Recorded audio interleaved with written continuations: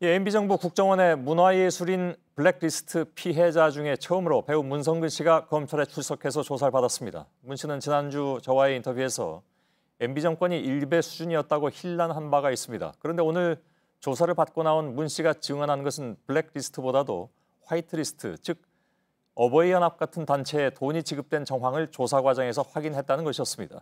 서울중앙지검 취재기자가 나가 있습니다. 심수미 기자, 국정원이 어버이연합에 돈을 언제 얼마나 지급을 했다는 겁니까? 네, 오늘 문성근 씨는 조사를 마치고 나오면서 주로 2011년에 국정원이 벌였던 일과 관련해서 집중적으로 조사를 받았다고 밝혔습니다. 그러니까 국정원이 어버이연합 등에 돈을 지급한 시기도 바로 이때쯤으로 추정이 되는데요. 문 씨는 자신이 확인한 국정원 문건 안에는 이 어버이연합 등이 집회나 시위를 몇 회 여는 대가로 800만 원을 지급한다라는 내용이 담겨 있었다고 말했습니다. 그러니까 문 씨를 압박하기 위해서 국정원이 벌인 공작은 예를 들어서 아까 저희가 지난주에 소개해드렸던 합성사진 이런 것처럼 온라인상에서만 이루어진 것은 아니다 이런 얘기죠. 네, 그렇습니다. 문 씨는 당시 이 야권 대통합을 이뤄서 18대 대선에서 정권 교체를 이뤄야 한다라는 이른바 100만 송이 국민의 명령 프로젝트의 대표를 맡고 있었습니다.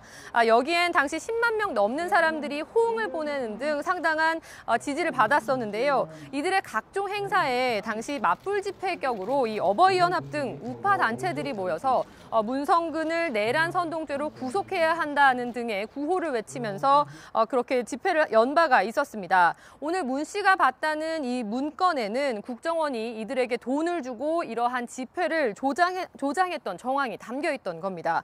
검찰은 오늘 7시간 넘게 이 문 씨를 상대로 이와 관련한 피해 사실 등을 하나씩 확인했습니다.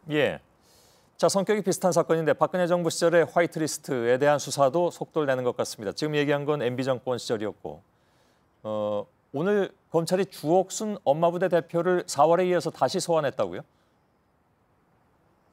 네, 현재 관련 수사는 이 특검에서 블랙리스트 수사를 전담하면서 이 김기춘 전 실장을 구속 기소했던 양석조 부장이 이끌고 있는데요.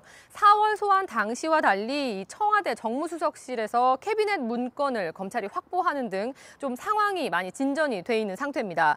이에 따라서 검찰은 그 청와대 정무수석실이 전경련과 또 대기업을 상대로 엄마 부대와 같은 우파 단체를 지원토록 압박한 정황을 포착하고 주시를 조사하고 있습니다.